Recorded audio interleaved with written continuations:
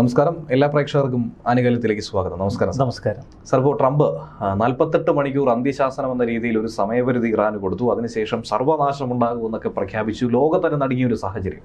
എന്നാൽ അപ്രതീക്ഷിതമായി സമയം അവസാനിക്കാനിരിക്കെ 5 ദിവസത്തേക്ക് വെടിനിർത്തൽ, ഈ പറയുന്ന ഞാൻ മുന്നോട്ട് വയ്ക്കുന്ന ഉപാധികൾ അംഗീകരിച്ചു കഴിഞ്ഞാൽ 1 മാസത്തേക്ക് വെടിനിർത്തലും, അതിനിടയിൽ തന്നെ സമാധാന ചർച്ചയും, ഇങ്ങനെ പെട്ടെന്നൊരു പിന്നോട്ട് പോക്കിലേക്ക് അമേരിക്കയെ നയിച്ചതെന്ത് എന്നുള്ളൊരു സംശയം ഒരു ഭാഗത്ത് നിൽക്കുന്നുണ്ട്. എന്നാൽ മറുഭാഗത്ത് ഇറാൻ തങ്ങളുടെ വ്യവസ്ഥയ്ക്കൊക്കെ തന്നെ അംഗീകരിച്ചു. ഒരു വലിയൊരു സമ്മാനം അത് അമേരിക്കയ്ക്ക് നൽകുന്നു. ഹോർമുസുമായി ബന്ധപ്പെട്ട ഒരു സൂചനയാണ് പറഞ്ഞിരിക്കുന്നത്. വ്യക്തമായൊരു സൂചന പോലും ഇതുവരെയും പുറത്തുവിട്ടിട്ടില്ല. എന്താണ് ശരിക്കും സംഭവിക്കുന്നത്? ഇറാൻ ഇതിനെ പാടെ തള്ളുന്നുമുണ്ട്. ഈ ട്രംപിൻ്റെ നിലപാട് ഇപ്പോൾ പല സംശയങ്ങൾക്കിട വരുത്തുന്നു. ഒന്ന്, അമേരിക്കയിൽ നിന്നുള്ള ചില റിപ്പോർട്ടുകളാണ്. ട്രംപിൻ്റെ ഈ ഒരു പ്രവചനാതീതമായ പെരുമാറ്റം, സംസാര ശൈലി, പ്രഖ്യാപനങ്ങൾ, അതാണ് വലിയ സംശയങ്ങൾക്കിട വരുത്തുന്നത്. ഇതൊരു ഇറാനെതിരെയുള്ള ശത്രുതാപരമായ ചില ലക്ഷ്യങ്ങൾ മുന്നിൽ കണ്ടുള്ള ഒരു യുദ്ധമാണോ എന്ന് നമ്മൾ സംശയിച്ചു പോകും. കാരണം ഇതിൽ അടങ്ങിയിരിക്കുന്ന ഒരു എക്കണോമിക് വാറുണ്ട്. അമേരിക്കയെ സംബന്ധിച്ച് അവർ ഏറ്റവും കൂടുതൽ പ്രാധാന്യം കൊടുക്കുന്നത് അവരുടെ സാമ്പത്തിക ലക്ഷ്യങ്ങൾ മുൻനിർത്തിയാണ്.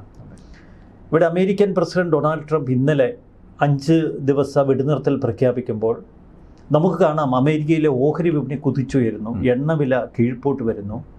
ഈ ഓഹരി വിപണി കുതിച്ചുയർന്നപ്പോൾ ഇന്നലെ ഒരൊറ്റ ദിവസം വാതുവെപ്പുകാർ അവർ ബില്യൺ കണക്കിന് ഡോളറാണ് നേടിയത്. ഇപ്പോൾ അതിനെ ചുറ്റിപ്പറ്റി ചില വിവാദങ്ങൾ ഉയരുന്നു. അപ്പോൾ ഇതൊക്കെ ട്രംപിൻ്റെ ചില കളികളാണ്. 5 ദിവസ വെടിനിർത്തൽ പ്രഖ്യാപനം, സമാധാന ചർച്ചയിലേക്ക് കടക്കുന്നു. അതേ സമാധാന ചർച്ചയ്ക്ക് മുതിരുന്ന അമേരിക്കൻ പ്രസിഡന്റ് ട്രംപിൻ്റെ മറ്റ് ചില നീക്കങ്ങൾ ഇപ്പോൾ നമ്മെ ഭയപ്പെടുത്തുന്നു. കാരണം ഇപ്പോൾ ഇറാൻ മേഖലയിലേക്ക് കുതിക്കുന്ന യുദ്ധക്കപ്പലുകളും മറീനുകളെയും ഒക്കെയാണ് മറുവശത്ത് കാണുന്നത്. മേഖലയിലേക്ക് വലിയ തോതിൽ ഫോഴ്സിനെ എത്തിക്കുകയാണ്. സമാധാനം പ്രഖ്യാപിച്ചുകൊണ്ട് ട്രംപ് മേഖലയിലേക്ക് കൂടുതൽ ഫോഴ്സിനെ എത്തിക്കുന്നു. നമുക്കിവിടെ ഈ ട്രംപിൻ്റെ നീക്കങ്ങൾ നമ്മൾ പുറമേക്ക് കാണുന്ന വാർത്തകളുടെ അടിസ്ഥാനത്തിൽ മാത്രം വിലയിരുത്താൻ കഴിയില്ല എന്ന് സംശയിക്കേണ്ടത് ഇറാൻ്റെ ചില പ്രത്യാക്രമണങ്ങളിലൂടെയാണ്.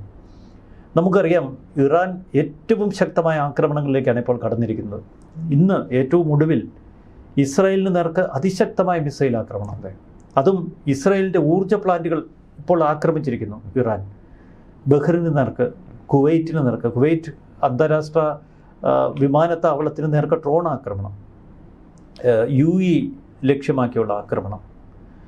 ഈ ആക്രമണങ്ങൾ ശക്തിപ്പെടുമ്പോൾ മറുവശത്ത് സൗദി അറേബ്യ ട്രംപിനോട് പറയുന്നു, യുദ്ധവിരാമത്തിലുള്ള സമയമല്ലിത്, അവരെ ആക്രമിച്ച് തീർക്കാനുള്ള സമയമാണ്, ഞങ്ങൾ കൂടി ഒപ്പമുണ്ട്, കരയുദ്ധത്തിന് ഞങ്ങൾ തയ്യാറാണ് എന്ന് സൗദി പ്രഖ്യാപിക്കുന്നു.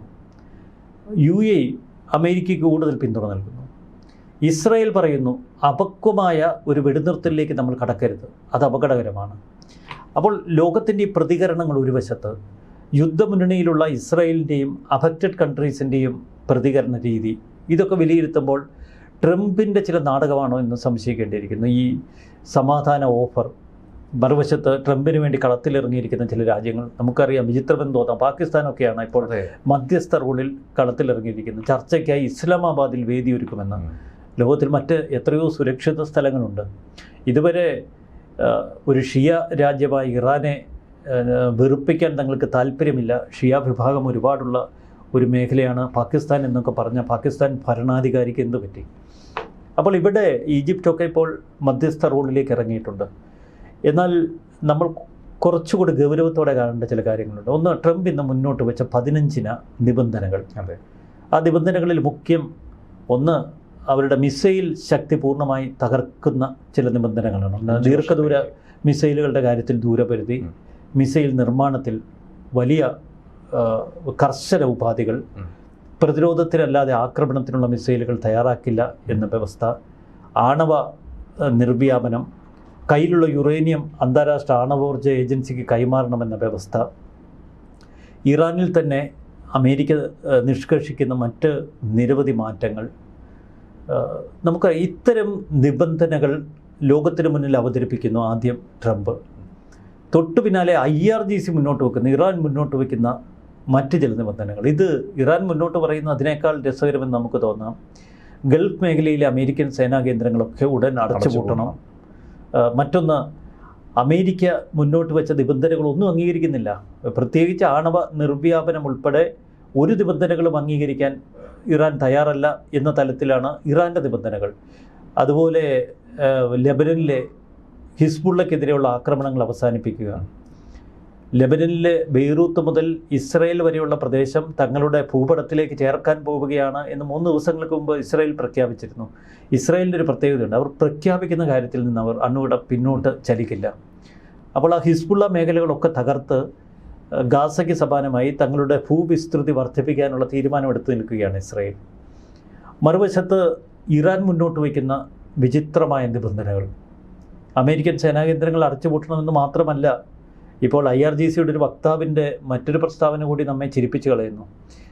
അമേരിക്ക എത്രയും പെട്ടെന്ന് ഇവിടെ നിന്ന് രക്ഷപ്പെടാനാണ് പറയുന്നത്. നിങ്ങൾ നാശത്തിൻ്റെ പടുകുഴിയിലേക്കാണ്. ഇതുവരെ ഞങ്ങൾ സ്വീകരിച്ചിരുന്നത് കണ്ണിന് പകരം കണ്ണ്, ഇപ്പോൾ ഞങ്ങൾ ആ പോളിസി മാറ്റി കണ്ണിന് പകരം തല കൂടുതൽ കർക്കശമാക്കുന്നു എന്നാണ് ഇറാൻ പറയുന്നത്. പക്ഷേ ഇതത്ര നിസ്സാരമായി കാണാൻ കഴിയില്ല. നേരത്തെ അവർ USS എബ്രഹാം ലിങ്കൺ നേർക്ക് മിസൈലുകൾ ഉപയോഗിച്ച് ആക്രമണം നടത്തിയെന്ന് ഇറാൻ പറഞ്ഞിരുന്നു.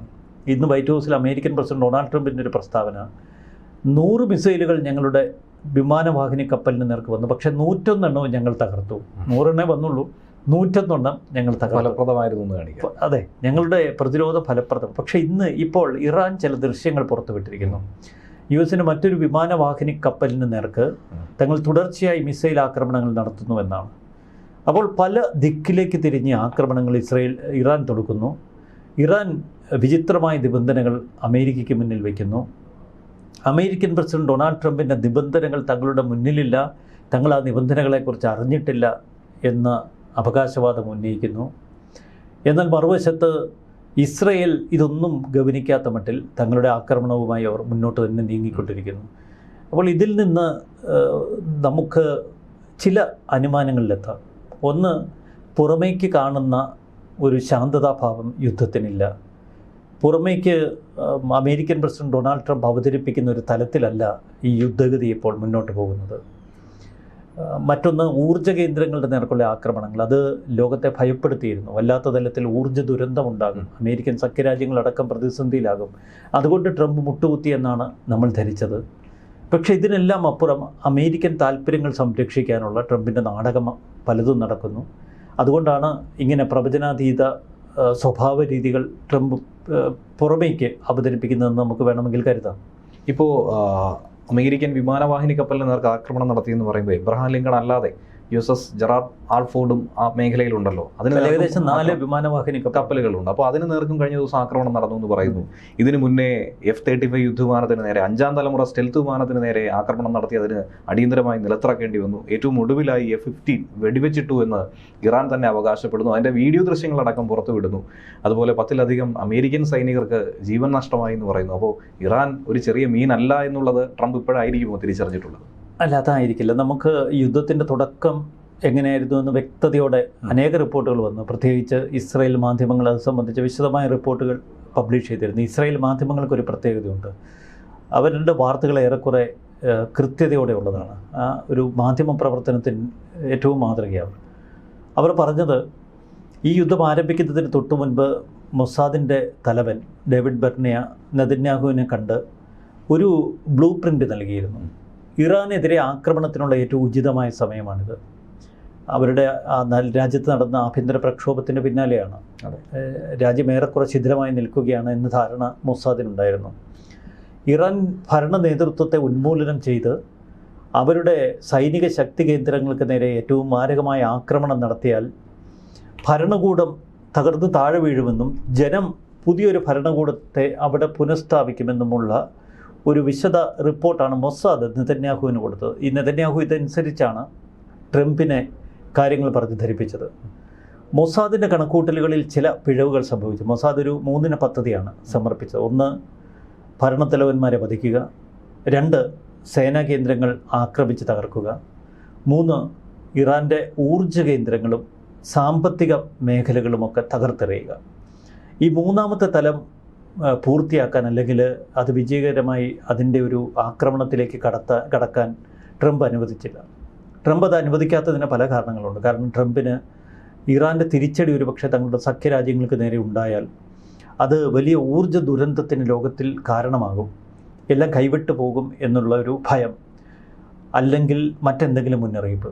അപ്പോൾ മൊസാദ് നെതന്യാഹുവിന് മുന്നിൽ വെച്ച ബ്ലൂ പ്രിൻറ്റിൽ ഒരു ഭാഗം പൂർണ്ണമായി ഉപേക്ഷിക്കപ്പെട്ടു. അതിൻ്റെ ആത്യന്തിക ദുരന്തമാണ് പിന്നീട് അനുഭവിച്ചത് അമേരിക്ക. കാരണം ഇറാൻ എപ്പോഴും പിടിച്ചു നിൽക്കുന്നത് അവരുടെ ഒരു ഊർജ ശക്തിയിലാണ്, അവരുടെ ഊർജ സ്രോതസ്സുകളിലാണ്. ഇപ്പോഴും ചൈന, നമുക്കറിയാം, നേരത്തെ 1.40 ലക്ഷം ബാരൽ എണ്ണയായിരുന്നു കൊണ്ടുപോയിക്കൊണ്ടിരുന്നത്. ഇപ്പോൾ അത് 1 ലക്ഷമാക്കി കുറച്ചു. എങ്കിലും ചൈന ഹോർമുസ് കടലിടുക്കിലൂടെ വളരെ സുഗമമായി ക്രൂഡ് ഓയിൽ കൊണ്ടുപോകുന്നുണ്ട്, ഇന്ത്യയും കൊണ്ടുപോകുന്നുണ്ട്. എന്നാൽ ഹോർമുസ് കടലിടുക്കിൻ്റെ നിയന്ത്രണം പൂർണ്ണമായി ഇറാൻ ഹോൾഡ് ചെയ്യുന്നു. ഇപ്പോൾ ഫലത്തിൽ കുവൈറ്റിൽ നിന്ന്, ഖത്തറിൽ നിന്ന്, UAE-യിൽ നിന്ന് പുറത്തേക്ക് എണ്ണ വ്യാപാരം ഒന്നും നടക്കുന്നില്ല, എല്ലാം ഇറാൻ ഹോൾഡ് ചെയ്യുന്നു. അവിടെയാണ് അമേരിക്കയുടെ ഒരു കണക്കുകൂട്ടൽ തെറ്റിയത്. ആ കണക്കുകൂട്ടൽ പാളിയപ്പോൾ അമേരിക്ക സഖ്യരാജ്യങ്ങളോട്, പ്രത്യേകിച്ച് നാറ്റോ സഖ്യരാജ്യങ്ങളോട് വളരെ കൃത്യതയോടെ പറഞ്ഞു, ഹോർമുസ് കടലിടുക്ക് ഇറാൻ്റെ നിയന്ത്രണത്തിലായാൽ യുദ്ധം കൈവിട്ടു പോകും, നിങ്ങൾ കൂടി ഇതിൽ പങ്കാളികളാവണം. എന്നുള്ള ഒരൊറ്റ രാജ്യവും മുന്നോട്ട് വന്നില്ല. ആകെ മുന്നോട്ടിപ്പോൾ വന്നിരിക്കുന്നത് സൗദി അറേബ്യ പോലുള്ള രാജ്യങ്ങളാണ്. നമുക്കറിയാം UK ഇടയ്ക്ക് സഖ്യത്തിലേക്ക് വന്നിരുന്നു, പക്ഷേ UK പിന്നോട്ട് പിൻവാങ്ങിയതിൻ്റെ ഒരു കാരണം ഫ്രാൻസ് ഒരു തരത്തിലും ഇതിനോട് യോജിക്കുന്നില്ല. ഫ്രാൻസും ഇറ്റലിയും ജർമ്മനിയും വന്നിട്ട്, ഇറ്റലിയിൽ അടുത്ത വർഷം തെരഞ്ഞെടുപ്പ് നടക്കാൻ പോവുകയാണ്. അതുകൊണ്ട് ജോർജ് മെലോണിയെ സംബന്ധിച്ച് ഇതൊരു ആത്മഹത്യാപരമായ നീക്കമായിരിക്കും. മറ്റൊന്ന്, ഈ ഒരു യുദ്ധത്തെ മാർപ്പാപ്പ പോലും അത്ര അംഗീകരിക്കുന്നില്ല. അപ്പോൾ ട്രംപ് ആ തലത്തിലൊക്കെ തികച്ചും ഒറ്റപ്പെട്ടു പോയി. ട്രംപിന് ഇനി യുദ്ധം വിജയിപ്പിക്കണമെങ്കിൽ കരയുദ്ധത്തിലൂടെ ഇറാനെ താഴെ ഇടണം. അതിനത്ര എളുപ്പമല്ല. വ്യോമാക്രമണത്തിന് എപ്പോഴും ഒരു പരിധിയുണ്ട്. അത് നെതന്യാഹു തുറന്നു പറഞ്ഞു. വ്യോമാക്രമണം ആരംഭിച്ചാൽ ഒരു രാജ്യത്തിനെ നമ്മൾ നിശബ്ദരാക്കണമെങ്കിൽ, ആ രാജ്യത്തെ മുട്ടുകുത്തിക്കണമെങ്കിൽ അവരെ പൂർണ്ണമായി ആക്രമിച്ച് തീർക്കണം. എന്ന് പറഞ്ഞാൽ അവരുടെ ഊർജ മേഖലകൾ, സാമ്പത്തിക മേഖലകൾ, രാജ്യത്ത് അരക്ഷിതാവസ്ഥ വളരണം, ജനം തെരുവിലേക്ക് ഇറങ്ങണം. അപ്പോൾ നെതന്യാഹുവിൻ്റെ സ്വപ്നങ്ങൾ അവിടെ പൂർണ്ണ ലക്ഷ്യപ്രാപ്തിയിൽ എത്തുന്നില്ല. അതുകൊണ്ടാണ് ഇസ്രയേൽ കലങ്ങിയ വെള്ളത്തിൽ മീൻ പിടിക്കുക എന്ന ലക്ഷ്യത്തോടെ ഇപ്പോൾ ലെബനൻ്റെ ഒരു ഭാഗം പിടിച്ചെടുക്കാനുള്ള ശ്രമം നടത്തുന്നത്. അത് ലോകത്തിൽ വളരെ ദൂരവ്യാപക ഫലങ്ങളുണ്ടാക്കും. കാരണം ബെയ്റൂത്ത് മുതൽ ഇസ്രയേൽ വരെയുള്ള മേഖല അതൊരു ക്രിസ്ത്യൻ മേഖലയാണ്. ഇസ്രയേൽ ഇന്നും സ്വപ്നം കാണുന്നത് ആ ഒരു ക്രിസ്ത്യൻ മേഖലയുടെ പരിപൂർണ സംരക്ഷണമാണ്. ഇപ്പോൾ ഹിസ്ബുള്ളയെ ബെയ്റൂത്തിനപ്പുറത്തേക്ക് തള്ളി മാറ്റിക്കൊണ്ട് ആ ലെബനൻ ഭാഗം കൂട്ടിച്ചേർക്കണമെന്നത് നേരത്തെ തയ്യാറാക്കിയൊരു പദ്ധതിയാണ്. അത് ഈ യുദ്ധത്തിൻ്റെ ഒരു ആത്യന്തിക പരിണിതിയായി വന്നേക്കാം. കാരണം അങ്ങനെയെങ്കിൽ അത് ഇസ്രായേലിനെ സംബന്ധിച്ചൊരു വലിയ ലക്ഷ്യമാണ്. മറുവശത്ത് ഗാസ മുനമ്പിലെ വലിയൊരു ഏരിയ ഡീമിലിറ്ററൈസ് ചെയ്ത് അവർ തങ്ങളുടെ അധീനതയിലാക്കി വെച്ചിരിക്കുകയാണ്. അപ്പോൾ അതുകൊണ്ട് ഗാസ മുനമ്പ് ഏറെക്കുറെ സുരക്ഷിതമാണ്.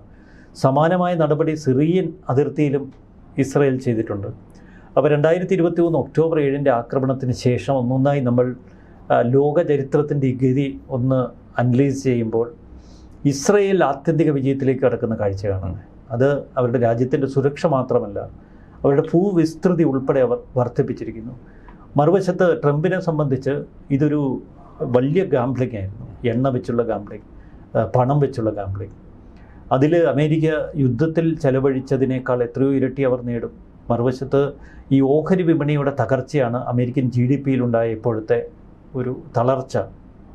അത് യുദ്ധം എവിടെയെങ്കിലും പോസ്റ്റ് ചെയ്യുമ്പോൾ പോലും ഇത് ട്രിഗർ ചെയ്യുന്ന കാഴ്ച കാണാം. അതുകൊണ്ട് അതൊന്നും ഒരു ആത്യന്തിക അപകടം ഉണ്ടാക്കില്ല എന്നറിയാം. നഷ്ടപ്പെടുന്നത് എപ്പോഴും പാവങ്ങളായ ഗൾഫിലെ സഖ്യരാജ്യങ്ങൾക്ക്, മറ്റ് നിരവധി ലോകരാജ്യങ്ങൾക്ക് അവരുടെ GDP ഒരുപാട് കൊളാപ്സ് ചെയ്യുന്ന ഒരു ഘട്ടത്തിലെത്തി നിൽക്കുന്നു. പക്ഷേ ഇറാൻ അത് വളരെ മാരകമായ പ്രഹരമാണ് ഇറാന് ഏറ്റിരിക്കുന്നത്. മുജ്തബ ഖമനയുടെ പേരിലാണ് ഇപ്പോൾ ഈ നിബന്ധനകൾ പുറത്തേക്ക് ഇറാൻ വിടുന്നതെങ്കിലും മുജ്തബ ഖമനയുടെ നിയന്ത്രണത്തിലല്ല ഇറാൻ എന്ന വാദത്തോട് നമ്മൾ കൂടുതൽ ചേർന്ന് നിൽക്കണം.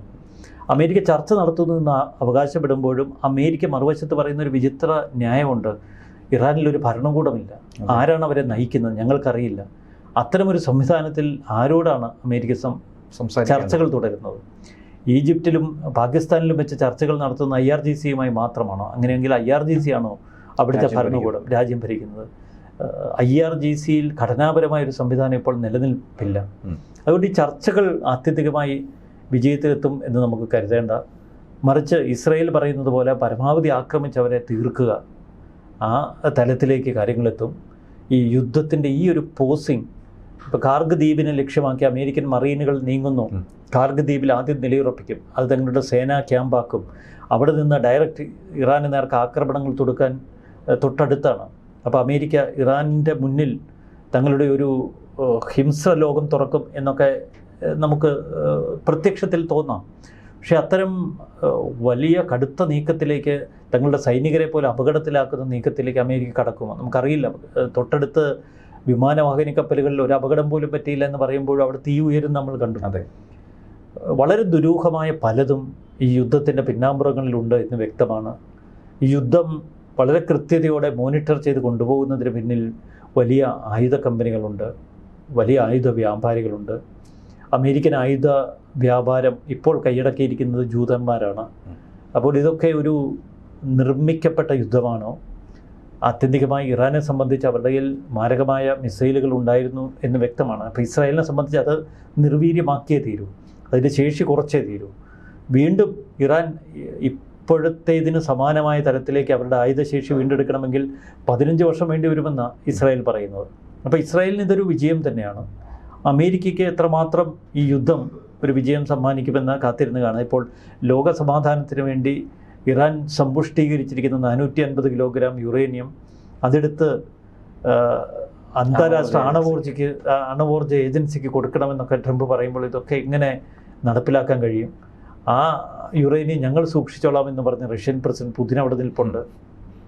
ഇപ്പോൾ സമ്പുഷ്ടീകരിച്ച ഈ യുറേനിയം ഉപയോഗിച്ച് ഡേർട്ടി ബോംബ് നിർമ്മിച്ച് വേണമെങ്കിൽ ഇസ്രായേലിനെ ആക്രമിക്കാൻ ഇറാന് കഴിയുമെന്നൊക്കെ ഇറാൻ ഭയപ്പെടുത്തുന്നുണ്ട്. നമുക്ക് പലതും പല അനാലിസിസിലും വെളിപ്പെടുത്താത്ത ഒരുപാട് ഇരുളുകൾ, ഒരുപാട് നിഴലുകൾ യുദ്ധത്തിൻ്റെ പിന്നാമ്പുറത്തുണ്ട്. ഒരു കാര്യം വ്യക്തമാണ്, ഒരാഴ്ചയ്ക്കുള്ളിൽ ഇത് കൂടുതൽ വ്യക്തതയോടെ നമുക്ക് ബോധ്യപ്പെടും.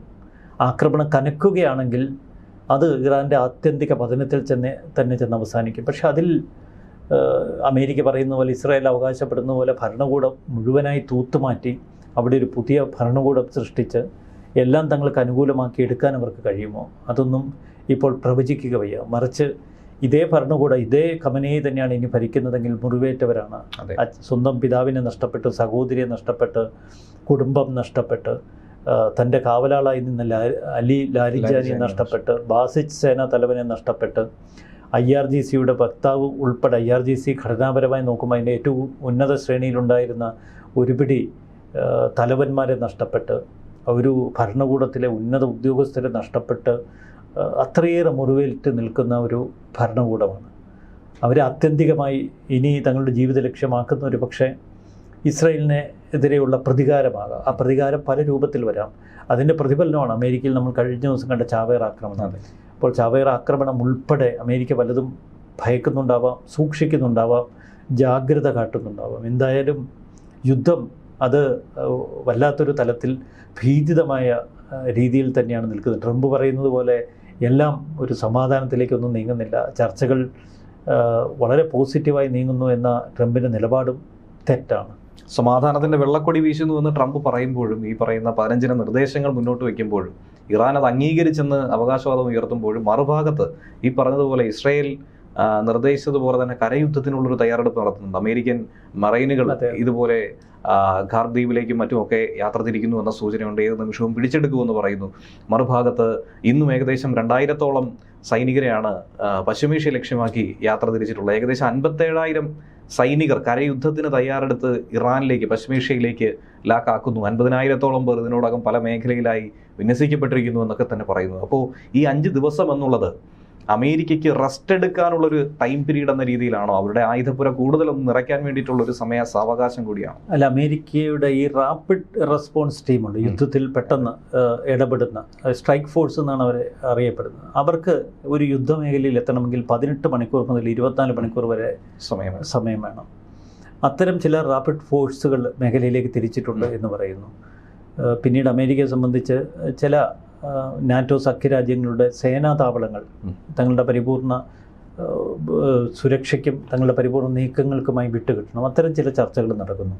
അതുകൊണ്ട് തന്നെ നമുക്കിപ്പോൾ പ്രവചിക്കുക വയ്യ ഭയാനകമായ ഒരു യുദ്ധത്തിനുള്ള തയ്യാറെടുപ്പാണോ, ട്രംപ് പതുങ്ങിയത് വെറുതെയല്ല എന്ന് വേണം അനുമാനിക്കാൻ. ഇതുപോലെ തന്നെ പൊതുവെ പറയപ്പെടുന്ന ഒരു കാര്യം കൂടിയുണ്ട്. എന്തിനാണ് ഇറാനെ ആക്രമിച്ചത് എന്നുള്ളൊരു ചോദ്യം ഒരു ഭാഗത്ത് നിൽക്കുന്നുണ്ട്. ഇത്രയും കാലമില്ലാതെ പൊടുന്നനെ ഒരു ആക്രമണം, ഒരു വ്യക്തമായ ഒരു ഹോംവർക്ക് പോലും ഇല്ലാതെ ട്രംപ് എടുത്തു ചാടിയതാണെന്നുള്ള വിമർശനം ഒരു ഭാഗത്ത് കേൾക്കുന്നുണ്ട്. നേരത്തെ നമുക്കറിയാം, ഗദ്ദാഫി ആയിരുന്നാലും സദാം ഹുസൈൻ ആയിരുന്നാലും ഏറ്റവും ഒടുവിൽ വെനസ്വേലയിൽ മഡൂറോ ആയിരുന്നാലും പിടികൂടിയതിന് തൊട്ട് മുന്നേ നടന്നിട്ടുള്ള ഓയിൽ ഡീലുകൾ തന്നെയായിരുന്നു അതിനുള്ള കാരണമെന്ന് വിദഗ്ധരടക്കം ചൂണ്ടിക്കാട്ടിയിട്ടുണ്ട്. മഡൂറോ തന്നെ ഏറ്റവും അവസാനം യുവാനിൽ ചൈനയുമായി ഒരു കച്ചവടം നടത്തിയ ഒരു സാഹചര്യത്തിൽ തന്നെയാണ് വളരെ പെട്ടെന്ന് ഒരു അട്ടിമറി എന്ന ലക്ഷ്യത്തിലേക്ക് വന്നത്. ഇറാനും സമാനമായി ചൈനയുമായി ഒരു ഡീല് നടത്തുന്നു, ഇതൊക്കെ തന്നെ തങ്ങളെ ഭയപ്പെടുത്തും, ഇങ്ങനെ ഒരു ചിന്ത ഒരു പക്ഷേ അമേരിക്ക അലട്ടിയതായിരിക്കില്ലേ? ഇല്ല, അമേരിക്ക വേണ്ടത്ര തയ്യാറെടുപ്പിന് ശേഷമാണ് ഇറാനെ ആക്രമിച്ചത്. അതിൻ്റെ ഏറ്റവും വലിയ ഉദാഹരണം വെനിസ്വേലൻ പ്രസിഡന്റിനെ പിടിച്ചു കെട്ടി കൊണ്ടുവന്നതാണ്. അന്ന് മുതൽ വെനിസ്വേലൻ ഓയിൽ അമേരിക്കയുടെ കയ്യിലാണ്. ആ വെനിസ്വേല ഓയിൽ അമേരിക്ക പ്രൊട്ടക്റ്റഡ് ആക്കി വെച്ചത് ഇറാനെതിരെയുള്ള ആക്രമണം മുന്നിൽ കണ്ടാണ്. കാരണം പശ്ചിമേഷ്യയിൽ നിന്ന് പിന്നീട് ഒരു എണ്ണ വാങ്ങൽ നടക്കില്ല എന്ന് അമേരിക്കയ്ക്ക് അറിയാം. അമേരിക്കയ്ക്ക് എണ്ണയുടെ വലിയ ഷോർട്ടേജ് ഇല്ല, പക്ഷേ അമേരിക്ക ആശ്രയിക്കുന്ന ഒരുപടി രാജ്യങ്ങളുണ്ട് ആ മേഖലയിൽ. ഇപ്പോൾ നമുക്കറിയാം, അർജൻറ്റീനയൊക്കെ അമേരിക്ക വല്ലാതെ സപ്പോർട്ട് ചെയ്യുന്നു, മറ്റ് നിരവധി രാജ്യങ്ങളുണ്ട്. ആ അമേരിക്കൻ സപ്പോർട്ടുള്ള രാജ്യങ്ങൾക്ക് അവരുടെ സുരക്ഷ ഉറപ്പുവരുത്തിയാണ് ട്രംപ് വളരെ ബുദ്ധിപൂർവ്വം നീങ്ങിയത്. മറുവശത്ത് നിൽക്കുന്ന ഇന്ത്യ, ചൈനയൊക്കെ അമേരിക്കയെ സംബന്ധിച്ച് അത്ര വലിയ സഖ്യരാജ്യങ്ങളൊന്നുമല്ല. ഇന്ത്യൻ ഭരണകൂടം അമേരിക്കയുമായി വലിയ സൗഹൃദമൊക്കെ തുടരുമ്പോഴും അമേരിക്ക ഒട്ടൊന്നും സംശയത്തോടെ ഇന്ത്യ എപ്പോഴും നോക്കിക്കണ്ടിട്ടുള്ളത്. കാരണം റഷ്യയുമായും മറ്റ് രാജ്യങ്ങളുമായും ഒക്കെ ചങ്ങാത്തത്തിലുള്ള ഇന്ത്യയെ സംബന്ധിച്ച് ഇന്ധനത്തിന് വലിയ ക്രൂഡ് ഓയിലിന് വലിയ പ്രശ്നം ഉണ്ടാകില്ല എന്ന് ട്രംപിനറിയാം. ട്രംപ് കണക്ക് കൂട്ടി ഇതൊരു കച്ചവടം കൂടി മിക്സ് ചെയ്ത് വളരെ ബുദ്ധിപൂർവ്വതയോടെ നടത്തിയ ഒരു ആസൂത്രിത ആക്രമണം തന്നെയാണിത്. അപ്പോൾ ഇത് ഈ 5 ദിവസം പിന്നിടുമ്പോൾ എന്താകുമെന്നുള്ള കാര്യത്തിൽ തന്നെയാണ് ഏറ്റവും ആകാംക്ഷയോടുകൂടി നോക്കുന്നത്. ട്രംപിന് ഇനി മറ്റെന്തെങ്കിലും പ്ലാനുകളുണ്ടോ? ഇറാൻ എന്തായിരിക്കും, ഇതിൽ അംഗീകരിക്കുമോ? ഇക്കാര്യങ്ങളൊക്കെ തന്നെ അന്തരീക്ഷത്തിൽ നിൽക്കുകയാണ്. ഇതിലും ഇതുവരെയും ഒരു തീരുമാനത്തിലെത്തിയിട്ടില്ല. വരും ദിവസങ്ങളിൽ അത് തീരുമാനമായി പശ്ചിമേഷ്യയിൽ ശാന്തി ഉണ്ടാകട്ടെ എന്ന് തന്നെയാണ് പ്രത്യാശിക്കുന്നത്. കാത്തിരുന്ന് കാണാം. Okay, thank you.